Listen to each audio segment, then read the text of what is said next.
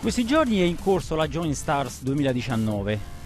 La Joint Stars 2019 è l'esercitazione più importante della difesa italiana. Sono schierati per tutta l'esercitazione più di 2000 uomini appartenenti a tutte le forze armate e a tutti i corpi. In più sono presenti anche forze armate straniere come i Marines degli Stati Uniti d'America.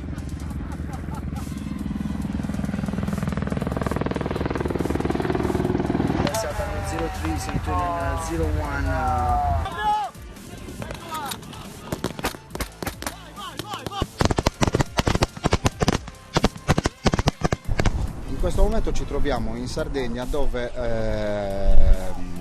operano due partiti contrapposti. I cattivi da una parte, che sono degli trafficanti illeciti di armi, droga, esseri umani, e dall'altra una coalizione interforze multinazionale che cerca di ripristinare la legalità sul territorio.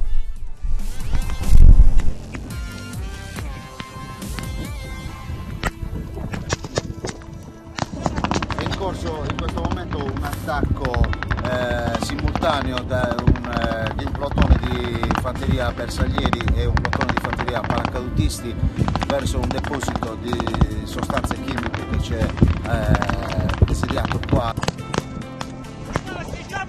Noi bravo, scendiamo verso giù così andiamo più pallone.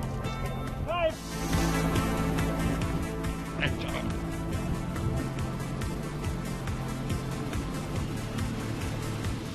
I combattimenti non si fanno solo nell'ambiente terrestre, marittimo, aereo, ma si fanno soprattutto nel campo della tecnologia, nell'ambiente elettromagnetico. La guerra elettronica si prefigge lo scopo di garantire il dominio nell'ambiente elettromagnetico, perché è lì che oggigiorno si combattono i veri combattimenti. È un vero e proprio ambiente elettromagnetico denso, affollato, pieno di minacce, e se noi non controlliamo quell'ambiente nessuna operazione può essere condotta. Poi questo che potete osservare al mio fianco è il radar di sorveglianza del campo di battaglia chiamato Ranger, che permette la scoperta e il riconoscimento di minacce sul terreno e riesce anche a classificare per tipologia di obiettivi, tipo il movimento di personale appiedato piuttosto che mezzi e grosse imbarcazioni.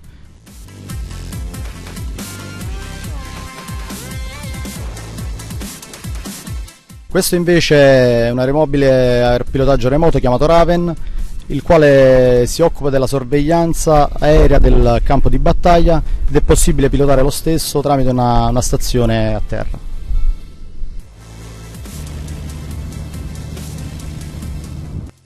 Questi assetti sono in grado di identificare, localizzare e monitorare lo spettro elettromagnetico che oggi come oggi è il vero ambiente operativo, invisibile ma denso di minacce.